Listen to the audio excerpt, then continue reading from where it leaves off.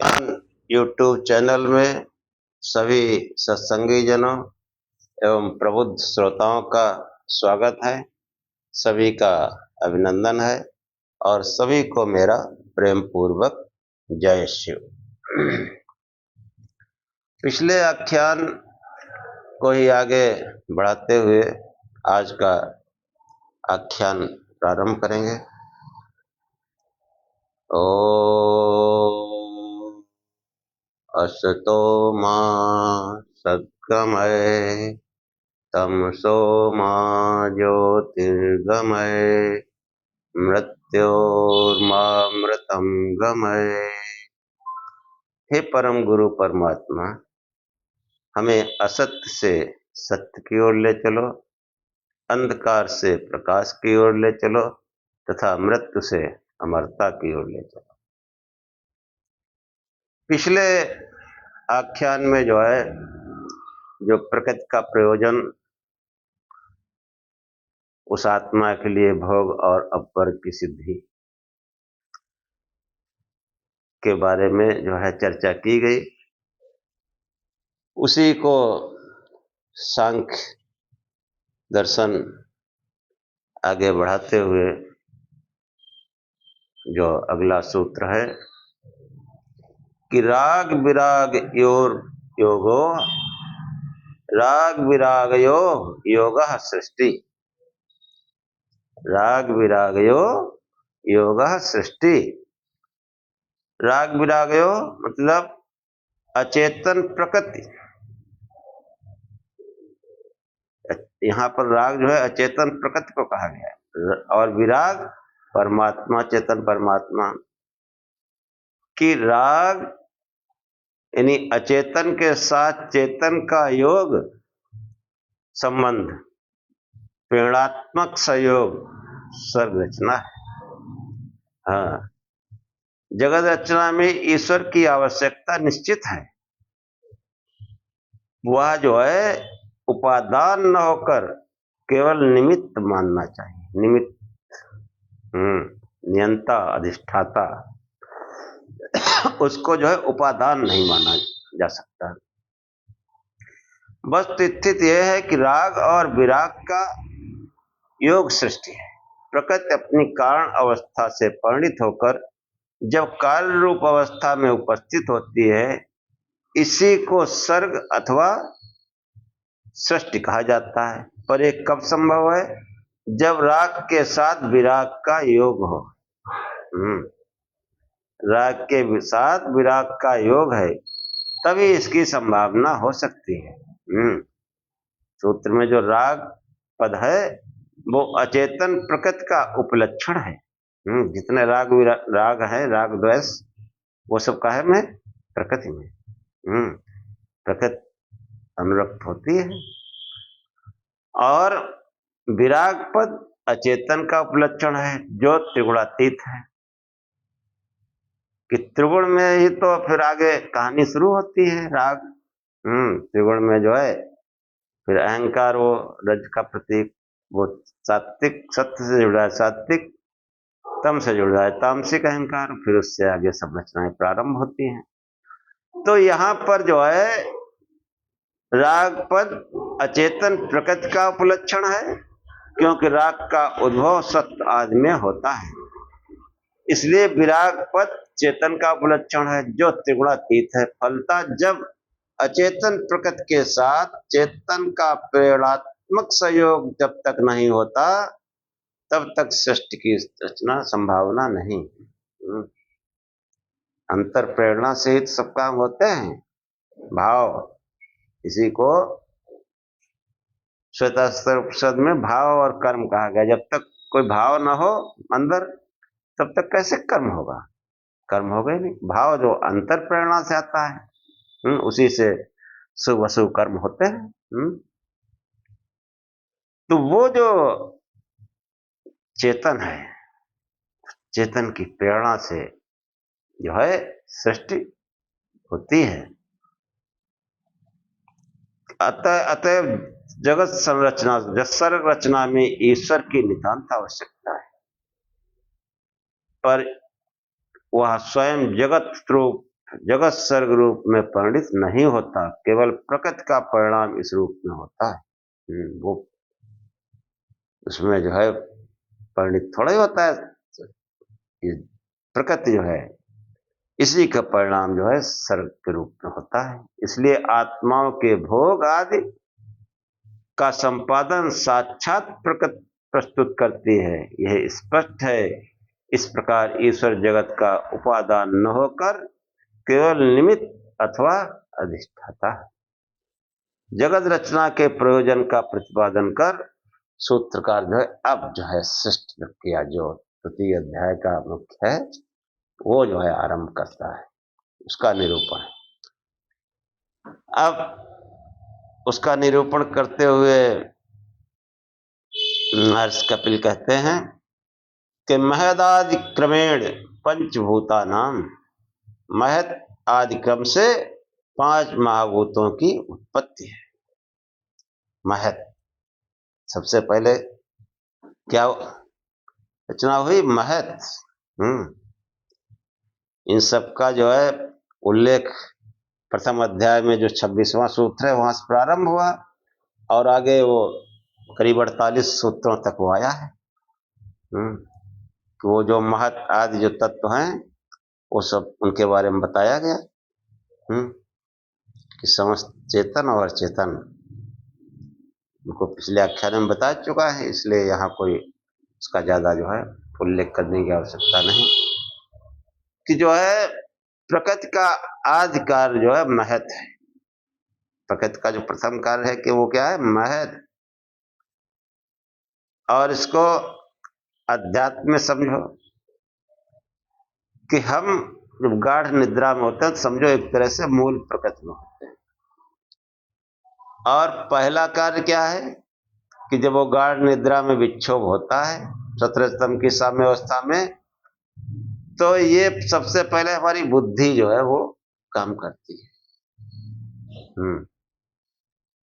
और बुद्धि जो काम करती है तो वो क्या समझती है? पहले तो ये आभास अनुभव होता है कि मैं हूं, ये मैं हूं, ये महत जो क्रिया रूप आगे होता है अहंकार। अब अहंकार पीछे बता चुके हैं 2 रूप में, तामस और सात्विक अहंकार। तो ये जो है प्रकृति का आदिकार जो है महत है, उसके अनंतर अहंकार की उत्पत्ति होती है। और फिर सात्विक अहंकार, सात्विक अहंकार से 11 इंद्रियां और तामस अहंकार से 5 तन्मात्र और उस 5 तन्मात्र से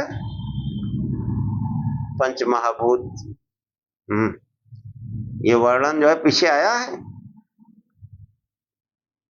और इसको फिर थोड़ा सा समझ लीजिए कि मूल प्रकृति से 17 स्तंभ की साम्य अवस्था से जो है महत, पहला कार्य क्या है? महत। और महत से अहंकार, अहंकार मतलब जो 17 स्तंभ है रजोगुण अति अहंकार का प्रतीक है। और ये तामस भी होता है, सात्विक भी होता है। सत से जुड़ता है तो सात्विक हो जाता है, तम से जुड़ता है तो तामसिक हो जाता है। उसी से शुभ शुभ कर्म भी होते हैं। लेकिन श्रेष्ठ रचना में जो है विशुद्ध ज्ञान है। तो सात्विक अहंकार से ये जो है 11 इंद्रियां, जिनमें एक आंतर इंद्रिय कपिल ने माना और 10 बाह्य इंद्रियां। आंतर इंद्रिय मन और बाह्य इंद्रिय 5 ज्ञान इंद्रियां, 5 कर्म इंद्रियां। 5 ज्ञान इंद्रियां मतलब कान, त्वचा, आंख, जिह्वा और नासिका। मतलब श्रोत, त्वक, चक्षु, रसन, घ्राण, ये 5 ज्ञानेंद्रियां हैं। इनसे हमको 5 प्रकार के ज्ञान होते हैं। और 5 कर्मेंद्रियां, 5 कर्मेंद्रियां मतलब बाक यानी वाणी, हाथ, पांव और उपस्थ और गुदा, ये जो है 5 कर्मेंद्रियां। तो 5 कर्मेंद्रियां और 6 ज्ञानेंद्रियां, 5 बाह्य इंद्रियां ज्ञानेंद्रियां और 1 आंतर इंद्रिय मन। तो सांख्य में 11 इंद्रियों को माना गया। ये जो है इनकी उत्पत्ति सात्विक अहंकार से, और जो तामस अहंकार है उससे जो है 5 तन्मात्र सूक्ष्म भूत भाव, और उन सूक्ष्म भूत तन्मात्रों से 5 जो है आकाश आदि स्थूल भूत। हाँ, आकाश, वायु, अग्नि, जल, पृथ्वी, ये 5 महाभूत, स्थूल महाभूत, उन 5 तन्मात्र से यानी तामसिक अहंकार से उत्पत्ति होती है। इस प्रकार महत आदि क्रम से 5 महाभूतों की उत्पत्ति का वर्णन सांख्य में किया गया है। महद आदि क्रमेण पंचभूतानाम, यहां से सर्ग की रचना प्रारंभ होती है। फिर आगे कहते हैं कि ये रचना क्यों होती है, इसका प्रयोजन क्या है। तो अगला सूत्र है आत्मार्थत्वात् सृष्टि नैषाम आत्मार्था आरंभ, कि जो है सृष्टि जो है आत्मार्थत्वात्, आत्मा के लिए होने से, ऐसाम यानी इन महत आदि का आत्मा अपने लिए आरंभ या उत्पादन नहीं। हाँ, कि जो है समस्त सृष्टि आत्मा के लिए होती है, इसलिए इन महत आदि का आरंभ किसी अपने स्वार्थ के लिए नहीं होता। ये चाहे बुद्धि कहो, मन कहो, ज्ञानेंद्रियां, कर्मेंद्रियां, 5 महाभूत, इनका अपने लिए कोई प्रयोजन नहीं है, इनका प्रयोजन उस आत्मा के लिए है। जीवात्मा कहो, जीवात्मा के लिए, कि हम जो भी स्वाद चखते हैं तो उसका क्या जीव को आनंद आता है ना, वो जो अंदर आत्मा है उसको आनंद आता है। ऐसे ही प्रत्येक जो कार्य हैं, जो भी रचना है, वो अपने लिए कुछ नहीं करता, उसका जो कुछ प्रयोजन है वो आत्मा के लिए है।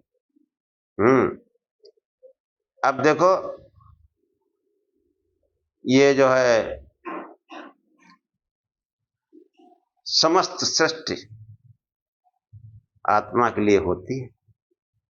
हाँ, इनका कोई भी महताज जो भी हैं, इनका अपने लिए कोई स्वार्थ नहीं होता। अचेतन की प्रवृत्ति अर्थात महज आदि रूप से अचेतन का परिणाम किसी अन्य अचेतन के प्रयोजन को पूरा करने के लिए नहीं। जितने भी अचेतन है वो किसी, जैसे कोई कहे कि जो है महत जो है उस प्रकृति के लिए, अहंकार महत के लिए नहीं, ये कोई भी एक दूसरे के प्रयोजन को सिद्ध नहीं कर सकते। अचेतन में किसी प्रयोजन की संभावना नहीं, या समस्त दृश्य अदृश्य अचेतन चेतन के प्रयोजन को पूरा करता है। इसलिए महद आदि रूप में इनके परिणाम का कोई अपना प्रयोजन होगा, ऐसा नहीं समझना चाहिए। अब देखो आगे आशंका, मतलब फिर प्रश्न, आशंका नहीं प्रश्न, कि जो है महद आदि क्रम से सर्ग की रचना में दिशा और काल का उल्लेख नहीं। ये प्रश्न किया जा सकता है। लोक व्यवहार में इनका अस्तित्व प्रतीत होता है। दिशाएं भी है, काल भी है, समय भी है, तब क्या ये सर्ग का निर्देश अपूर्ण है? इसमें दिशा और काल का कोई उल्लेख ही नहीं है। हाँ, बहुत अच्छा प्रश्न है। देखो कैसे समझाया महर्षि कपिल ने। महर्षि कपिल कहते हैं दिक्कालो आकाश आदिभ्य, कि जो अगला सूत्र है कि दिशा और काल आकाश आदि से हैं। दिशा और काल ये सब आकाश में निहित हैं। इसको बहुत ध्यान पूर्वक सुनना। हाँ, अजीब संकेत है और बिल्कुल सही है। आप सुनेंगे समझ जाएंगे। और ऐसे किसी विद्वान से विद्वान व्यक्ति को कि जो है दिशा तो है, दिशा कुछ नहीं तो आकाश है, काल कुछ नहीं वो तो आकाश है,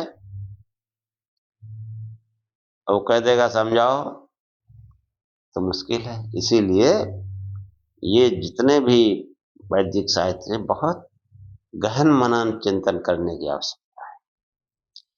और इनका गहन मनन चिंतन बहुत आनंदित करता है, बहुत। और गहन मनन चिंतन इनको समझने करो, बस इतना ही काफी है। इनको समझ लेना यही बुद्धि की पराकाष्ठा है। आप अपना इसमें कुछ मिलाने की कोशिश न करें। बहुत से विद्वान अपना मिलाने की कोशिश करते हैं, अपनी विद्वता। लोग हमको बहुत विद्वान समझें कि वेदों से भी अलग उनका ज्ञान है। ये नहीं हो सकता। ऐसा करेंगे तो अपमानित होना पड़ेगा। अपमानित। फिर सलवार कुर्ता पहन के भागोगे। संकेत समझ लो आप। मेला मैदान दिल्ली में कौन भागा था? बहुत बड़े महात्मा योगी हैं। ये पकड़ जाते तो क्या होता, और ज्यादा नाम बढ़ जाता है, आंदोलन खड़ा हो जाता है। लेकिन नहीं, भागे। ये ज्ञान है। हाँ, बड़े योगी राज हैं, अलग अपना ज्ञान चलाते हैं। यही गति होगी। क्योंकि प्राचीन पहले के जो सूत्र हैं वेदों संबंधित, ऋग्वेद के उसमें एक मंत्र आया है कि तमित पृच्छन्त सविमो तमित पृच्छन्ति न सिंहो विपृच्छत् स्वयनेव धीरो मनसा यदग्रभीत् नम्रस्यते प्रथमं चापरो वचः अस्य कृत्वा सचते अप्रदप्पिता।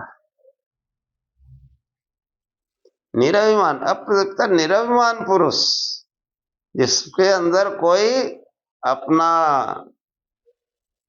ज्ञान का कोई अहंकार न हो, अपने समस्त ज्ञान अहंकार को किनारे रख करके इन वेदों को पढ़ना चाहिए।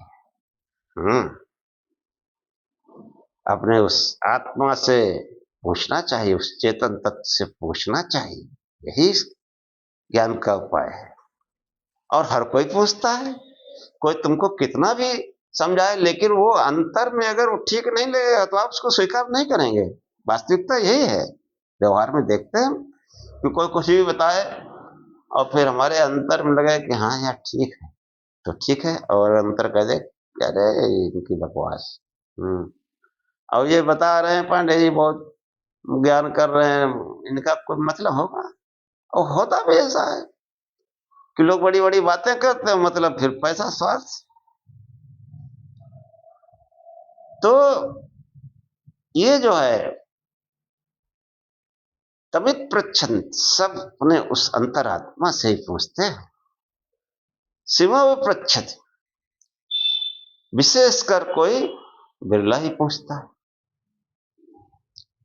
स्वयनेव धीरो मनसा यदग्रभीत, एक धीर पुरुष भी जितने उसके बुद्धि क्षमता होगी उतने तो समझेगा। और जितना हमने बुद्धि क्षमता समझा है, तो वेद क्या कहता है? नम्रस्यते प्रथमं चापरो वचः, कि हमने जितना बुद्धि क्षमता समझा है उतना ही रखें, उसमें अपना कुछ मत जोड़ें। कि वो आत्मा जो है प्रथमम यानी पहले, अपने जो है ज्ञान के पहले, न पूर्व न बाद में किसी ज्ञान को सहन करता है। वेद ज्ञान में तुम और अपना क्या जोड़ दोगे? अपना जोड़ोगे तो नम्रस्यते, वो परमात्मा सहन नहीं करता। सहन नहीं करेगा तो तुम्हारा क्या होगा? दुर्गति होगी। इसलिए बहुत सतर्क होकर के अपने समस्त ज्ञान को नम्रस्यते प्रथमम चा परो वचः अस्य कृत्वा सचते, ऐसा करके जो है अप्रदीप्ता, कोई निरभिमान पुरुष उस अपने आत्मा से अपने को संयुक्त करता है। और जब निरभिमान पुरुष संयुक्त करता है तो जो ज्ञान है उसको वैसा का वैसा बताओ, अपना उसमें कुछ मत जोड़ो। यही हमारे वैदिक साहित्य का, इसको समझ लेना ही बुद्धि की पराकाष्ठा है। अपना कहां से लाओ? समझ लो और हो सके तो औरों को भी समझाओ। अपना ज्ञान मत चलाओ कि कपिल मुनि ये कह गए और वेदों में ये है, पतंजलि ऋषि ये कह गए, हम देखो दो और बातें ले आए हैं। पतंजलि से बड़े हम योगी हैं। हाँ, ले आए हो तो निपटो, सलवार पहन कुर्ता पहन के भागो। होना जरूर है। तो और इनके पढ़ने में, मनन चिंतन करने में बहुत आनंद, बहुत आनंद। आपको हम पहले ही एक मंत्र सुना चुके हैं निरुक्त का। निरुक्त जो है यास्क मुनि ने इस पर अपना वो लिखा है। तो यास्क मुनि कहते हैं निरुक्त में, स्थाणुरयं भारहारा किलाहुत, योधित वेदं न विजानाति योऽर्थम्, योऽर्थज्ञ इत सकल भद्रमश्नुते, योऽर्थज्ञ स सकल भद्रमश्नुते, ज्ञान विदूत पापमा। कि जो है, जो यो अधित वेदम न विजानाति अर्थम, जो वेदों को पढ़ता है, वैदिक साहित्य को पढ़ता है और उसके अर्थ को नहीं समझता, वो स्थाणुरयम मतलब पशु के समान है। बोझ होने वाला भारारा, बोझ ढोने वाले पशु के समान है। किलाभूत, पूरे वृक्ष का भार ढोने वाले तने के समान जड़। और हाँ, मतलब वेद पढ़ लिए, रट लो। हाँ, ऐसे धर्माचार्य जगत गुरु इतने लाख मंत्र हमको रटे हैं, तुम बताते क्या हो? बताते तो ये हो, तो 400 योजन वाली महिला मुंह फैला दिया, बाल समय रवि भच्छ लो, ये बताते हो? वेदों में बताओ कहां पर है?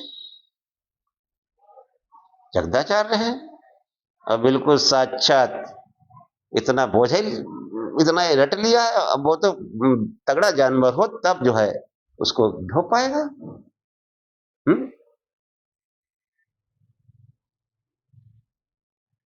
जगदाचार्य है, जगत गुरु है। स्थाणुरयं भारारा किलाभूत, योदित वेदम न विजानाति अर्थम। यो अर्थज्ञ, जो अर्थ को समझता है, अर्थ पर मनन चिंतन करता है, सकल भद्रमश्नुते, वो समस्त कल्याण को पाता है। मतलब जब, कहने का तात्पर्य है कि जब आप वैदिक साहित्य का मनन चिंतन, उसके अर्थ को समझने का प्रयत्न करेंगे, वहीं से कल्याण का मार्ग शुरू, वहीं से आनंद शुरू, वहीं से जो है सब ऐश्वर्य शुरू। और योऽर्थज्ञ इत सकल भद्रमश्नुते, और उसने उस ज्ञान से समस्त पापों को काट डालता है। ये ज्ञान जब होता है तो उसके समस्त पाप कट जाते हैं। यो अर्थज्ञ स सकल भद्रमश्नुते, नाक में ज्ञान विदुत पाप।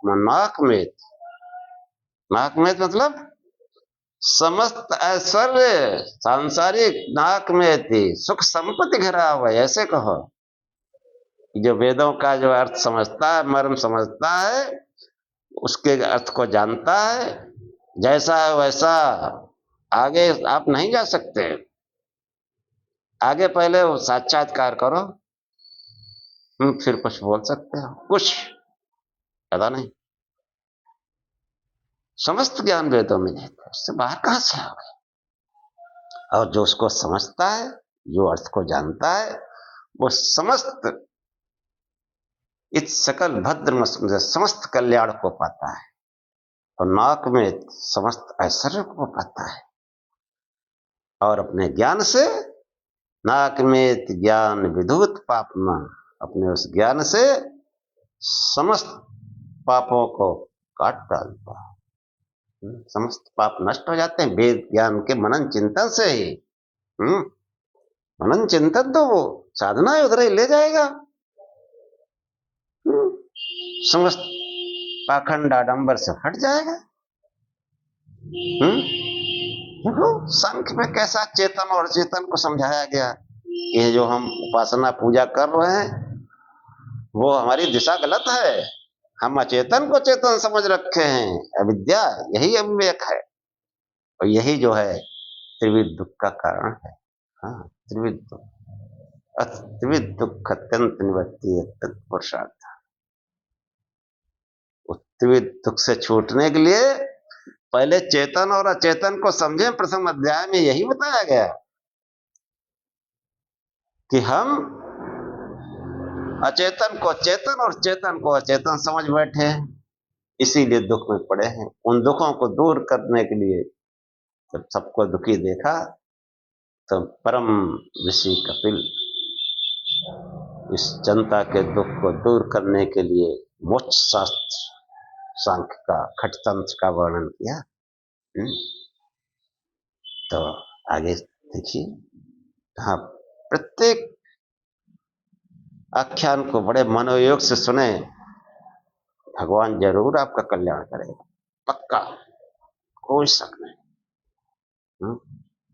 जीवन आनंदमय होगा, समस्त कल्याण प्राप्त होगा, समस्त ऐश्वर्य प्राप्त होंगे, और समस्त पापों से छुटकारा भी मिल जाएगा। पापों का नाश ही तो मोक्ष है। पाप से ही सुख दुख होते हैं। दुख त्रिविध दुख पाप से ही आते। कुछ गलत काम करे हैं या कर रहे हैं, जाने में करो चाहे अनजाने में करो। हाँ, अग्नि में जो है हाथ पटकोगे चाहे जाने अग्नि छू जाए चाहे अनजाने में छू जाए, जलना पक्का है।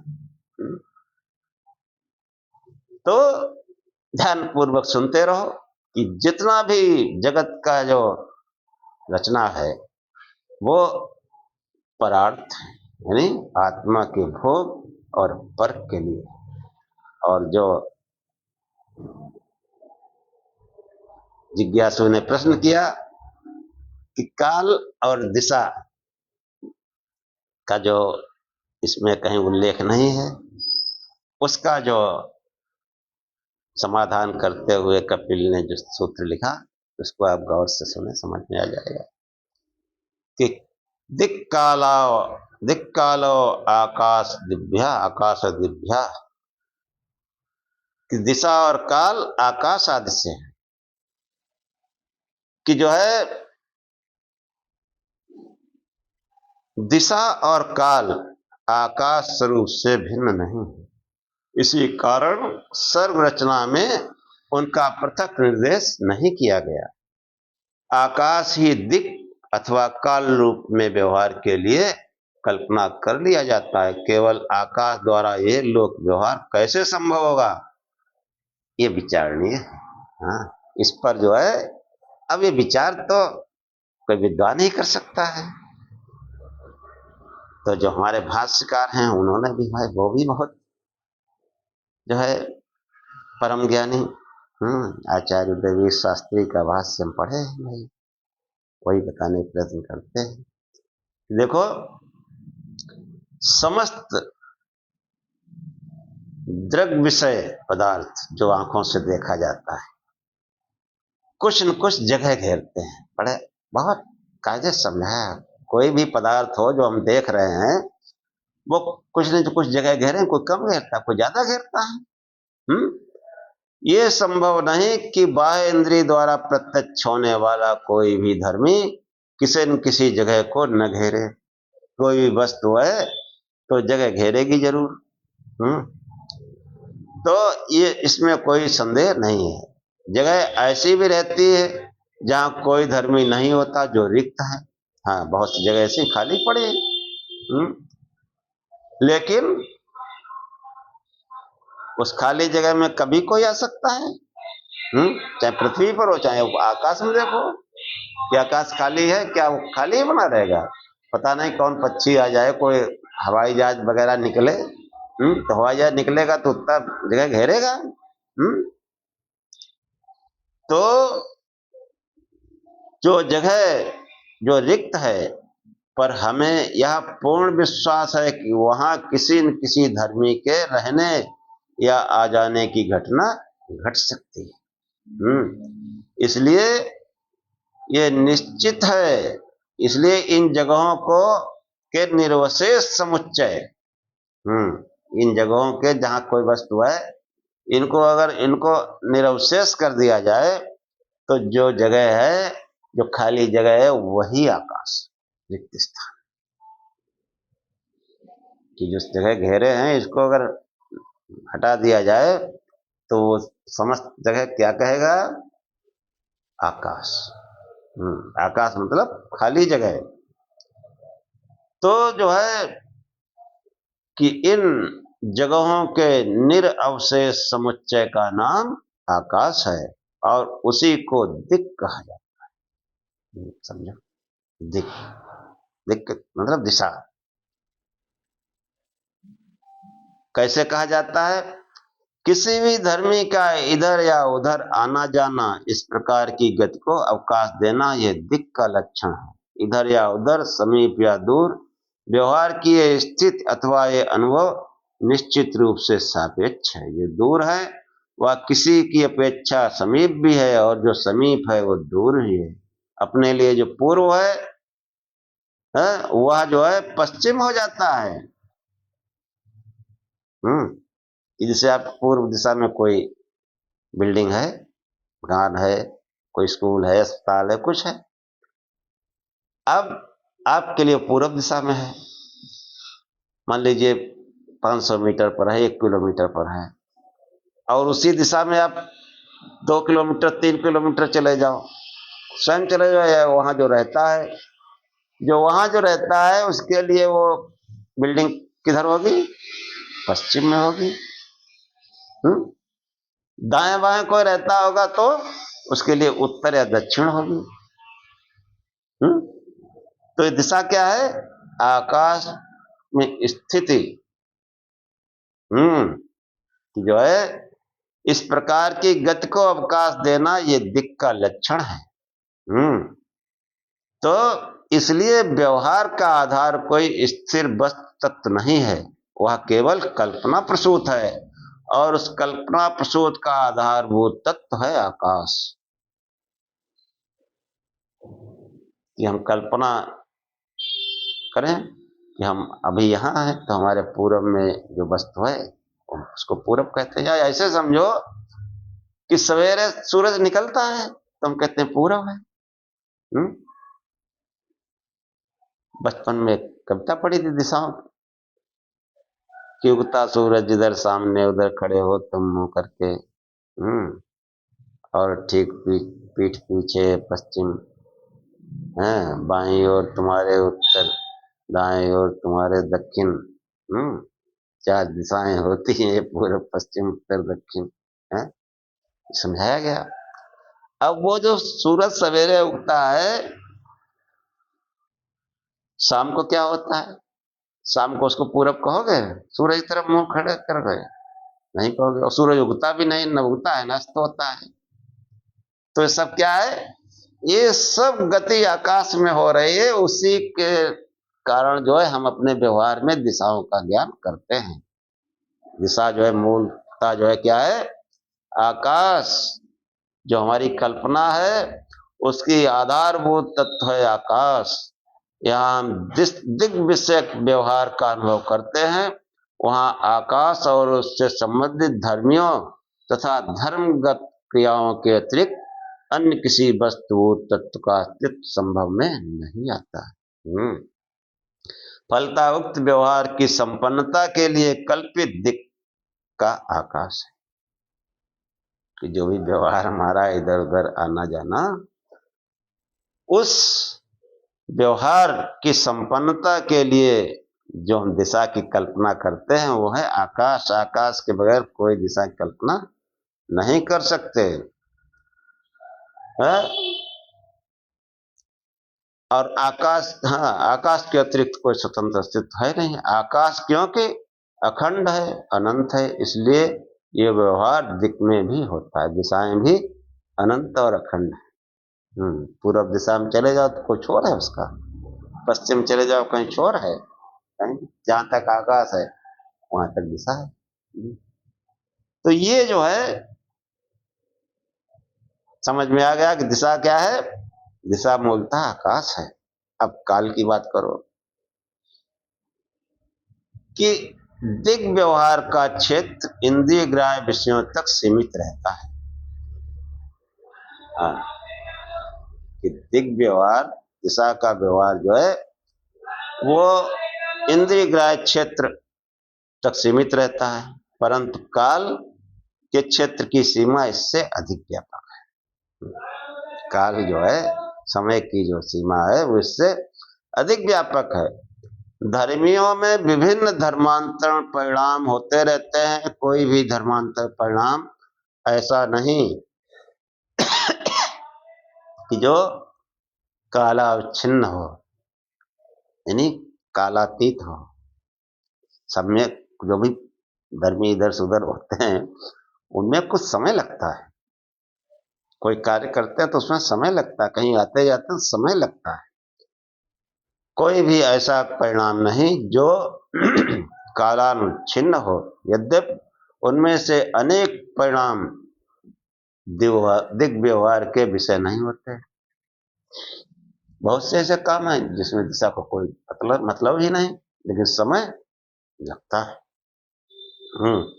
अंतःकरण के परिणाम इच्छा, द्वेष, यत्न, संकल्प, स्मृति आदि एक दूसरे के अनंतर क्षय और उदय अवस्था का लाभ करते रहते हैं। एक का क्षय और दूसरे का उदय यह परिणाम के पूर्वापर भाव का निर्देश करता है। इस पूर्व और अपर व्यवहार में दिशा का प्रवेश नहीं है। इसमें दिशा का कोई मतलब नहीं है। इच्छा से संकल्प पूर्व है और या पश्चिम दूर है या समीप है, इधर और उधर, ऐसा अनुभव भी कभी अंतःकरण में नहीं होता है। कोई इच्छा है, कोई राग द्वेष है, इससे निश्चित है कि दिशा की सत्ता की अनुभूति चित्त परिणामों को अपना विषय नहीं बनाती, परंतु काल की सत्ता अनुभूति चित्त के परिणामों में भी बराबर बनी रहती है। कि किस समय सोए, कितनी देर सोए, कितनी देर सुखी रहे, कितनी देर दुखी रहे, तो उसमें काल जो है सुखी है दुखी है दिशा का कोई मतलब नहीं, लेकिन काल का मतलब है। समय जो है उसमें हित है।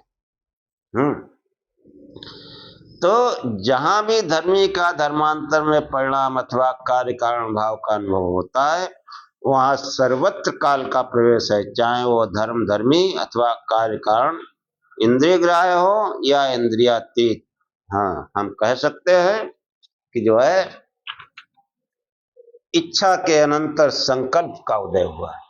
ये अनंतर क्रम अथवा पूर्वापर भाव काल का विषय है। दिशा और काल के स्वरूप में इतना भेद। अब आगे देखो कि धर्मी के धर्मांतर परिणाम को नापने की या एक अन्य रीति है। कोई चीज कोई परिवर्तित हुई तो उसको नापने की एक रीति है। तो रीति है जिसको हम काल कहते हैं कि इसको परिणाम होने में इतना टाइम लगा। जैसे कोई बच्चा पढ़ा, एक दर्जा पास किया तो 1 साल लगा। अब उसमें दिशा का क्या मतलब है? कोई मतलब नहीं। तो इसी को काल नाम दिया गया कि धर्मी के धर्मांतर परिणाम को नापने की यह एक अन्य रीति है जिसको काल नाम दिया गया। ये परिणाम चाहे वस्तु रूप हो या क्रिया रूप, पृथ्वी गति करती हुई जब अपनी एक परिधि को पूरा करती है उसको एक बिंदु मान लिया गया। ऐसे ही अनेक बिंदुओं का एक समुच्चय हो गया। गति के नापने की इस रीत का नाम हमने काल रखा है। अपने व्यवहार को संपन्न करने के लिए इसे छोटे बड़े अनंत भागों, चाहे छोटा कर लो कि एक चक्कर काटा तो इसमें जो है कितने 24 घंटे लगे। 24 घंटे में चक्कर हो जाता है। अब इसको जो है 24 घंटे मतलब 1 घंटा कर लो, मिनट कर लो, सेकंड कर लो, पल क्षण जो भी इसकी मापन रीति है। तो ये जो है कि छोटे बड़े अनंत भागों में बांट लिया जाता है जिसका प्रयोग क्षण, लव, निमेष, काष्ठा कला, मुहूर्त, याम, अहोरात्र, सप्ताह, पक्ष, मास, ऋतु, अयन, संवत्सर, युग आदि के रूप में बराबर होता है। कितना सूक्ष्म विचार, कितना सत्य, ज्ञान संगत, बुद्धि संगत, व्यवहार संगत, विज्ञान संगत है। कहाँ इतना सूक्ष्म ज्ञान मिलेगा? तो जो है बराबर इस तरह की अनुभूति होती रहती है। यहाँ रीत से जहां पूर्व प्रभाव की अनुभूति होती है वहां आकाश और उससे संबंधित धर्मी तथा धर्मगत परिणाम या क्रियाओं के अतिरिक्त किसी अन्य वस्तुभूत तत्व का संभव होना प्रतीत नहीं होता। फलता उक्त व्यवहार की संपन्नता के लिए कल्पित काल का आकाश से अतिरिक्त कोई स्वतंत्र अस्तित्व नहीं। काल के समान काल के भेद भी कल्पना मूलक हैं, पर क्योंकि आकाश अखंड और व्यापक है इसलिए ये व्यवहार काल में भी होता रहता है। दिक्कृत अनुभव के समान कालकृत अनुभव भी सापेक्ष होता है। काल के आधार पर जो किसी की अपेक्षा छोटा है या अन्य की अपेक्षा बड़ा भी है, यह छोटाई बड़ाई पृथ्वी आदि की क्रियाओं के कल्पित बिंदुओं के आधार पर ही नापी जाती है। इसका यही तात्पर्य है कि कौन धर्मी कितने बिंदुओं के साथ न्यून या अधिक संबंध स्थापित कर चुका है। क्योंकि परिणाम या गति निरंतर चालू है इसलिए यह भाव स्थिर हो जाना संभव नहीं। छोटा है बड़ा है ये भाव स्थिर नहीं, कभी छोटा कभी बड़ा, स्थिर हो जाना संभव नहीं। जो छोटा है वो सदा छोटा ही है, किसी अवस्था में बड़ा नहीं है। ये कैसे हो सकता है? जो छोटा है बड़ा भी हो सकता है और जो बड़ा है छोटा भी हो सकता है। वर्तमान, भूत और भविष्य वर्तमान होता रहता है। यद्यपि वे क्रिया जो एक बार हो चुकी है लौट कर नहीं आ सकती। समान क्रिया हो सकती है पर वे दोबारा नहीं आती। इसलिए जो हमारे लिए अतीत है वो हमारे लिए दोबारा वर्तमान नहीं होगा, पर हमारे लिए जो भी वह वर्तमान रहा है यदि हमारे लिए नहीं रहा तो अन्य के लिए रहा है। कोई घटना हमारे सामने नहीं घटी, किसी अन्य के सामने घटी, बहुत पहले हुई, तुम्हारे पुरखों के सामने घटी। हमारे सामने नहीं घटी तो क्या वो पहले घटी? तो ये जो है इसलिए अतीत वर्तमान भविष्य स्थिर भाव नहीं है। जो मेरे लिए वर्तमान है दूसरे के लिए भूत और भविष्य भी है।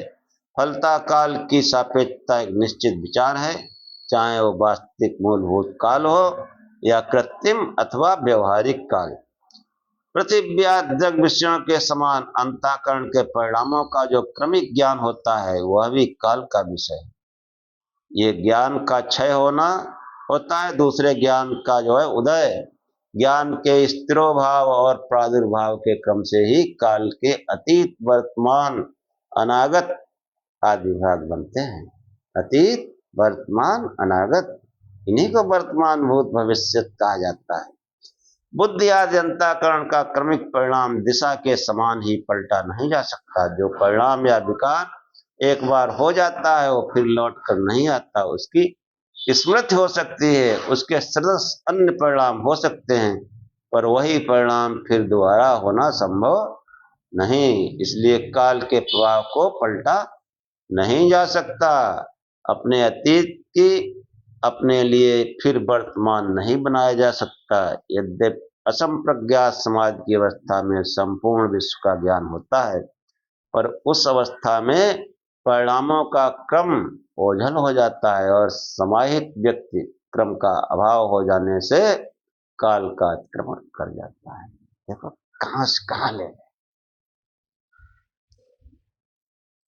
कि जो समाहित चित्त है, जो योगी है, उनको जो है जब असंप्रज्ञात मतलब नीचे स्तर की समाधि है, हाँ, संप्रज्ञात और असंप्रज्ञात कि समाज की अवस्था में संपूर्ण विश्व का ज्ञान होता है, पर उस अवस्था में परिणामों का क्रम ओझल हो जाता है। क्रम नहीं, ज्ञान सब हो जाता है, क्रम नहीं। और समाहित व्यक्ति का क्रम का अभाव हो जाने से काल का अतिक्रमण कर जाता है। वो इस काल का अतिक्रमण कर जाता है, जो अपने स्वरूप में आ जाता है चेतन अवस्था में विशुद्ध रूप में, वहां काल का कोई मतलब ही नहीं। इसीलिए वेदों में वर्णन आया, न तत्र सूर्यो भाति न चंद्र तारकम नेमा विद्युतो कुतोयम मग्नि तमें भांतम अनुवाद सर्वे तस्य वासा सर्वमिदं। वहां सूर्य नहीं चमकता, वहां चंद्रमा नहीं चमकता, विद्युत नहीं चमकती, तो सब कैसा है?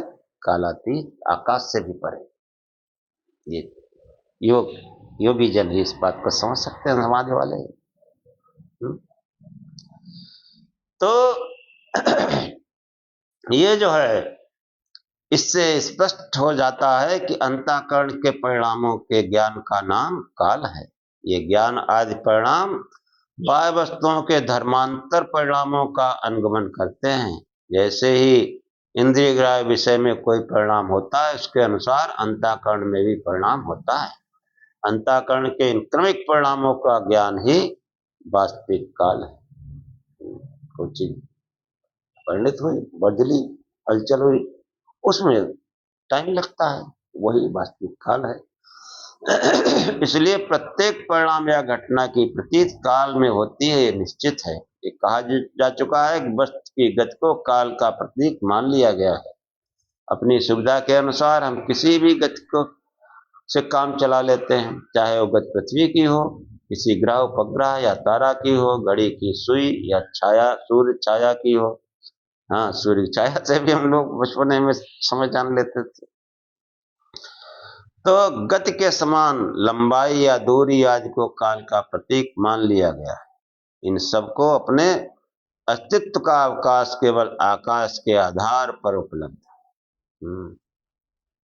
इन सबको अपने अस्तित्व का जो है व्यवहार जो है काल के आधार पर उपलब्ध है।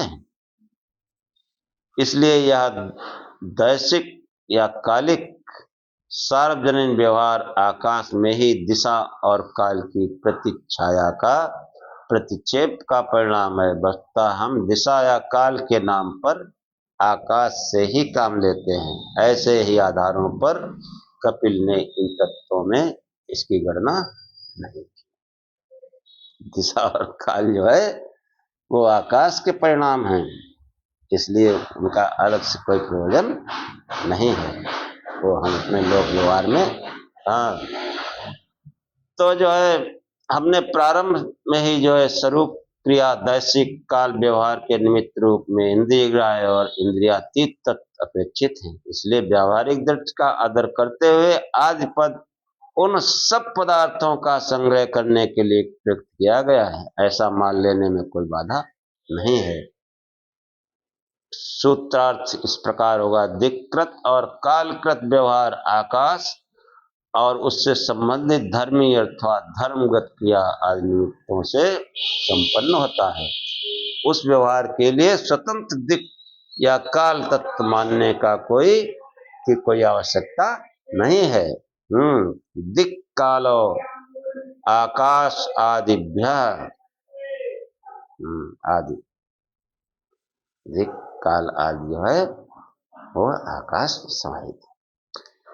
जिन दार्शनिकों यानी गौतम कणाद, गौतम मतलब न्याय के रचयिता और कणाद वैशेषिक के रचयिता, धीरे धीरे सुनते रहो, सभी शास्त्रों का आख्यान करेंगे।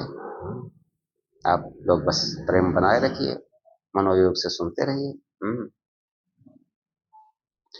जिन दार्शनिकों ने काल और दिशा स्वतंत्र अस्तित्व को स्वीकार किया है, वे भी इनके अस्तित्व के व्यक्ति के लिए धर्मी वस्तु धर्मांतर परिणाम अथवा धर्मगत क्रियाओं के आधार मानने जानने की अपेक्षा नहीं कर सकते। इसलिए न्याय दर्शन के 2 अध्याय में 37 से 41वें तक सूत्र में इसका संकेत है।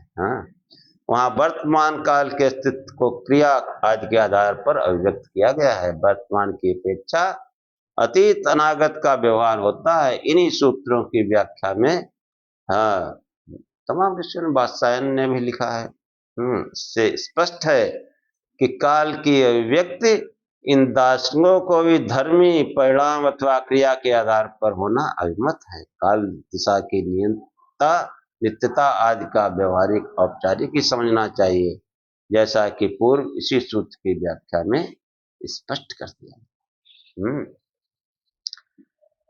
अब जो है महत आदि के स्वरूप और कार्य का निर्देश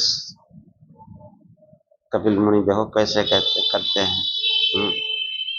और ये जो आकाश का विषय था, काल और समय का, ये बहुत सूक्ष्म विषय था।